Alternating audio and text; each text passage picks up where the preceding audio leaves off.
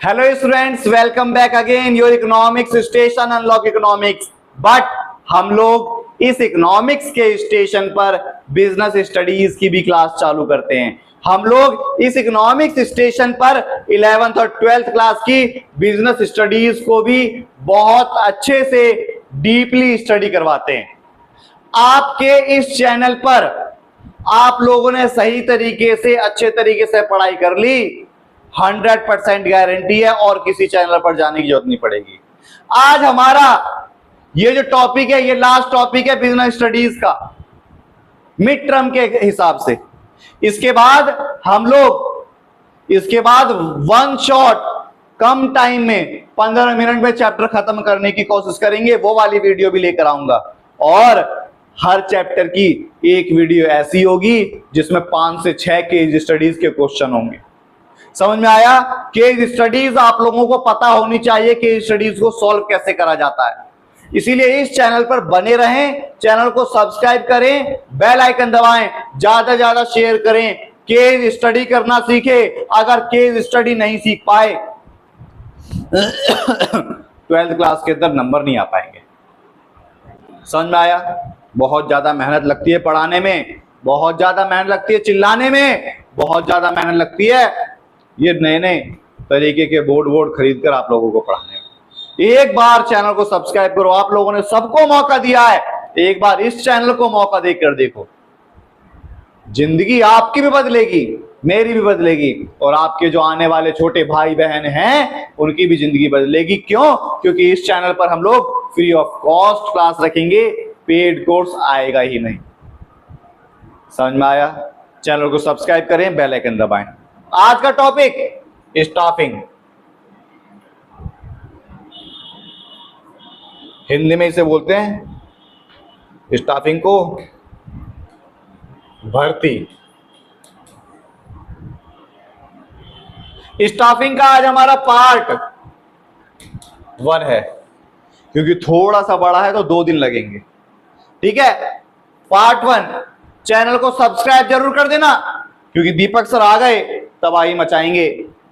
दीपक sir आ गए ज्ञान की जोत जलाने, दिया जलाने। दीपक सर आ गए दिया जलाने। और जिन जिन की जिंदगी में अंधकार है, दीपक सर की जिंदगी में अंधकार है, तो वो दिया जलाने की कोशिश कर रहे हैं कि दीपक सर की जिंदगी में उजाला है। नाम तो दीपक है लेकिन उजाला नहीं है। उजाला आप लोग भर सकते हो। समझ में आया? आगे बढ़ते हैं। सबसे पहला, स्टाफिंग का मतलब क्या होता है? Meaning. Staffing involve finding the right person for the right job, having the right qualification, doing the right job at the time. अरे सर जी क्या बकवास पेल दी, इंग्लिश में समझ में नहीं आया। अरे तो क्या हो गया? ये एक ऑर्गेनाइजेशन, इस ऑर्गेनाइजेशन के अंदर एक होता है मैनेजमेंट। ठीक है, इस मैनेजमेंट के पास काम करने वाले जो होंगे, जगह खाली है, उन जगह को सही इंसान के द्वारा भरना। राइट प्लेस पर राइट इंसान होना चाहिए। जैसे आप लोगों की शादी होगी तो बहुत सारे लड़की देखी जाएगी, अगर कोई लड़का पढ़ रहा होगा तो उनकी लड़कियां देखी जाएगी बहुत सारी। तो क्या है? पत्नी सही होनी चाहिए, पत्नी सही होनी चाहिए। वो जो पत्नी की जगह या पति की जगह खाली है उसको तुम भरोगे तो ऐसे ही तो नहीं भरोगे ना, जो उस लायक होगा उसे ही भरोगे। वही है staffing, find the right person, सही इंसान को चुनना, जॉब के लिए क्वालिफिकेशन के अनुसार उनको सही जगह लगाना ही स्टाफिंग कहलाता। समझ में आया? It is the function of management. ये मैनेजमेंट का फंक्शन है which makes sure your asset walk out come back next day happily and satisfied। मतलब ये जो है ना मैनेजमेंट का एक बहुत बढ़िया कॉन्सेप्ट है, बहुत बढ़िया फंक्शन है। जो मैनेजर है ना, ये जो मैनेजर है, ठीक है, ये लड़की देखो कितनी सुंदर है ना। ये जो मैनेजर है ये चाहती है कि मेरे जो असेट्स हैं, जो काम करने वाले लोग हैं, अगले दिन जब आए तो वापस खुशी खुशी आए और सेटिस्फाई होकर आए। Importance of staffing, filling the vacant job position by a competitive person. समझ में आया? जो एक ऑर्गेनाइजेशन के अंदर लड़की की शादी की उम्र हो गई, लड़की की शादी की उम्र हो गई, अब जब शादी की उम्र होगी तो लड़के की पोस्ट खाली है, उसको भरना ही स्टाफिंग है। दूसरा, placing right person right job. अब वो जो शादी की उम्र हो गई, लड़का सही जगह लगाएगी ना, सही चुनेगी, तो वही है सही जगह सही इंसान होना चाहिए। ऑप्टिमम यूटिलाइजेशन ऑफ रिसोर्सेज, वो चाहेगी मेरी शादी भी हो जाए, पति भी मिल जाए और कम से कम खर्चा हो। तो optimum utilization of resources, resources का अच्छा से यूज हो सके। हेल्प ऑफ कॉम्पिटिंग, जब समाज में उस लड़की के सामने कोई दिक्कत आए तो उसका पति हाथ से हाथ मिलाकर दुनिया जीतेंगे, ये कहने के लिए आए। वैसे ही हेल्प करे किस चीज में? कॉम्पिटिंग में। मार्केट में अगर कंपटीशन आ रहा है तो उस कंपटीशन में हेल्प होना चाहिए। ग्रो ऑफ एंटरप्राइजेस, दोनों मिलकर जिंदगी जिएंगे और अपनी जिंदगी को खुशहाल बनाएंगे। एंटरप्राइजेस का ग्रो हो गया। Development of human resources, human resources का क्या हो गया? डेवलपमेंट हो गया। ठीक है। Key to effect the other function, और भी बहुत सारे फंक्शन है, आगे देखते हैं क्या है। तो देखो, filling the job vacant position को डिस्क्राइब कर दिया। Filling the job vacant position by a competitive personal staffing function ensured the job position should be vacant and should be filled the competitive personal. मतलब जो भी जगह खाली है वो तुरंत से तुरंत भरी जानी चाहिए, स्टाफिंग का इंपॉर्टेंस कहता है। प्लेसिंग राइट जगह, placing right person at the right job, staffing function through the proper recruitment and selection process, right person giving right job. पूरा एक प्रोसेस होना चाहिए, है ना। शादी करने के लिए जाते हैं, पहले कौन देखेगा? पहले पापा देख कर आएंगे, कमी छांट दी, हटा दिया। फिर उसके बाद मान लो पापा को पसंद आ गया तो भाई गया, भाई देखेगा तो मम्मी गई, मम्मी ने नाक चढ़ा ली, लड़का को छाट दिया। फिर उसके बाद अगर लड़के वाले की तरफ से कोई देखने जा रहा है लड़की, तो सबसे पहले तो सास जाएगी, पसंद आ गई, सास के साथ उसकी बहनें जाएगी, मतलब मौसी वोसी गई, पसंद आ गई। ननद गई, अब ननद बोल रही है इसका नाक ऐसा है, नाक नक्शा है, दांत ऊंचे हैं, आंख खराब है, बस छांट दिया। तो ऐसे नहीं करना है। क्या करना है? तो जब हम स्टाफिंग करेंगे तो पूरे प्रोसेस से एग्जाम का प्रोसेस करेंगे, जिससे सही जगह सही इंसान लग जाए। दीपक सर इकोनॉमिक्स और बीएसटी पढ़ा सकते हैं, अकाउंट पढ़ाने लग जाए, मैथ पढ़ाने लग जाए, बच्चे फेल हो जाएंगे। Optimum utilization of resources, human optimum utilization of human resources through the proper planning. Employee hire the staffing function, number of type employee, consider that it is no shortage of access employee। मतलब एक organisation के अंदर shortage ना हो, मतलब लोगों, ऐसा नहीं कि 10 लोगों की जरूरत है, 5 लोग काम कर रहे हैं, और ऐसा भी नहीं 10 की जरूरत है 20 लोग काम कर रहे हैं। ऑप्टिमम, शादी एक से होनी है, 2 से कर ली, एक से होनी है, एक से भी नहीं हुई, तो होनी चाहिए, जितनी जरूरत है उतनी होनी चाहिए। Help in competing to organization can easily acquire the sum type of physical और financial resources but not human resources, they are the most important asset. हमारे देश के अंदर किसी भी ऑर्गेनाइजेशन में जो ह्यूमन रिसोर्सेज है ना, बहुत इंपॉर्टेंट पार्ट है किसी भी ऑर्गेनाइजेशन को चलाने का। They only have the organization our the competitors, और वो हेल्प करते हैं कॉम्पिटिटर्स में, मदद कॉम्पिटिटर्स को हराने में। Growth and of enterprises by appointing efficient staff. अगर मान लो अच्छे लोग काम कर रहे होंगे, अच्छे तरीके से काम कर रहे होंगे, तो एक ऑर्गेनाइजेशन ग्रो होगी।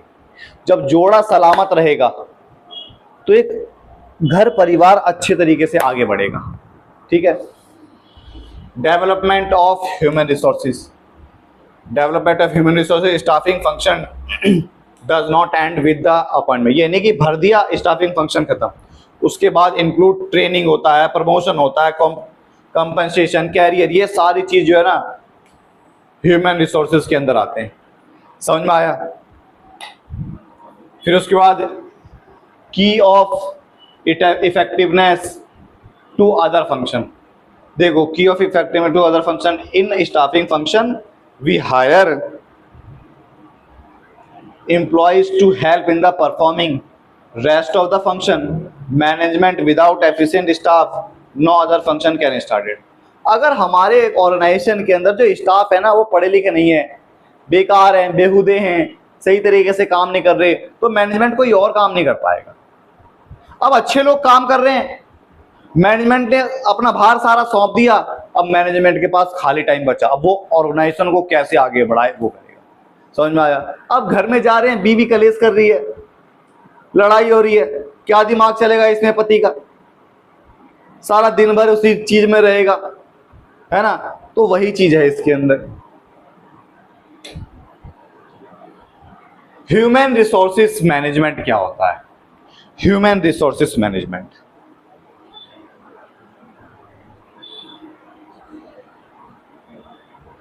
It is defined as the process managing employ. इसका मतलब है एम्प्लॉय को मैनेज करना in a company and involve hiring, training. और इसका ही काम है किसी को हायर करना, किसी को ट्रेनिंग करना और समय समय पर मोटिवेट करना, जिससे एम्प्लॉय अच्छे तरीके से वर्क कर सके। It also include active related to liaison with the government trade union. ये गवर्नमेंट ट्रेड यूनियन से भी क्या होता है? रजिस्टर होता है। When these function are carried out small scale level we call as staffing. When these function, अगर मान लो छोटे लेवल का है तो उसे बोलते हैं स्टाफिंग, और अगर बिग ऑर्गेनाइजेशन के लिए काम करता है टू क्रिएट सेपरेट डिपार्टमेंट। अगर मान लो एक ऑर्गेनाइजेशन है, एक छोटी सी ऑर्गेनाइजेशन है, उसमें तो स्टाफिंग बोल दिया, लेकिन एक बड़ी ऑर्गेनाइजेशन है, बड़े लेवल पर काम करती है, तो उसका एक डिपार्टमेंट अलग होता है, ह्यूमन रिसोर्सेज डिपार्टमेंट। ठीक है, ह्यूमन रिसोर्सेज डिपार्टमेंट, HRM जिसे बोलते हैं। काम क्या होता है? कैरियर डेवलपमेंट, कैरियर कैसे आगे बढ़ाएं, जॉब एनालाइज करने का काम होता है, रिक्रूटमेंट करने का काम होता है, ट्रेनिंग करने का काम होता है, सैलरी देने का काम होता है, परफॉर्मेंस अप्रेजल देने का काम होता है और मोटिवेट करने का काम होता है। ये सारे काम होते हैं किसके? Human resources. ठीक है, human resources planning, it mean determine the number of and type of person required the fill the vacant. सबसे पहला ह्यूमन रिसोर्सेज डिपार्टमेंट का काम होता है प्लान करना कि कितने लोगों की जरूरत है। फिर employing people, it include recruitment, selection and placement person. और उनका काम होता है जितने लोगों को पता कर लिया, अब उसके लिए सिलेक्शन का प्रोसेस करना, ठीक है, एग्जाम करवाना। कैरियर ग्रोथ बताना कि अगर तुम हमारे पास काम करोगे, अगर तुम मुझसे शादी करोगे तो तुम्हारे साथ क्या होने वाला है ना। परफॉर्मेंस अप्रेजल, अगर अच्छा काम करोगे तो किस तरीके से प्रमोशन होगा, किस तरीके से अप्रेजल मिलेगा, ये बताया जाएगा। फिर मोटिवेशन करना, अगर कोई एम्प्लॉय अच्छे तरीके से काम नहीं कर पा रहा तो उसे निकालना नहीं है, उसे मोटिवेट करना है। अगर हस्बैंड सही तरीके से काम नहीं कर रहा तो उस पर चिल्लाना नहीं है, उसे प्यार से समझाना है। अगर पत्नी करनी है तो उसे मारना नहीं है, उसे समझाना है। ठीक है। कंपनसेशन, अब जब कोई अच्छे रिश्ते चल रहे हैं तो समय समय पर उसे गिफ्ट दिए जाने चाहिए। वैसे ही ये है कि जब कोई अच्छे से काम कर रहा है तो कितनी सैलरी दी जाए, वो कंपनसेशन डिसाइड करा जाता है HRM के द्वारा। प्रोवाइड सोशल सिक्योरिटी, और उन्हें यह भी बताया जाए कि तुम जो जॉब कर रहे हो वो सिक्योर है, बिल्कुल परफेक्ट है, तुम्हें यहाँ से नहीं हटाया जाएगा, सिक्योरिटी है तुम्हारी पूरी। ठीक है। Review and audit, human resources management conduct audit the policies of personal. और फिर उसके बाद जो पॉलिसीज बनाई गई है, क्या सारे लोग उस पॉलिसीज के अनुसार काम कर रहे हैं, नहीं कर रहे तो उनके ऊपर क्या एक्शन लिया जाएगा, ये बताया जाएगा। समझ में आया? ठीक है। तो हमने आज जो है वो क्या करा, हमने करा स्टाफिंग क्या है, उसके मीनिंग, उसके इंपॉर्टेंस करे, और HRM के बारे में करा। ठीक है, बहुत अच्छे तरीके से करा, ये आपको भी पता है। एक बार चैनल को सब्सक्राइब करना तो इससे और अच्छे से आगे करेंगे। ठीक है क्लास, आज के लिए इतना ही।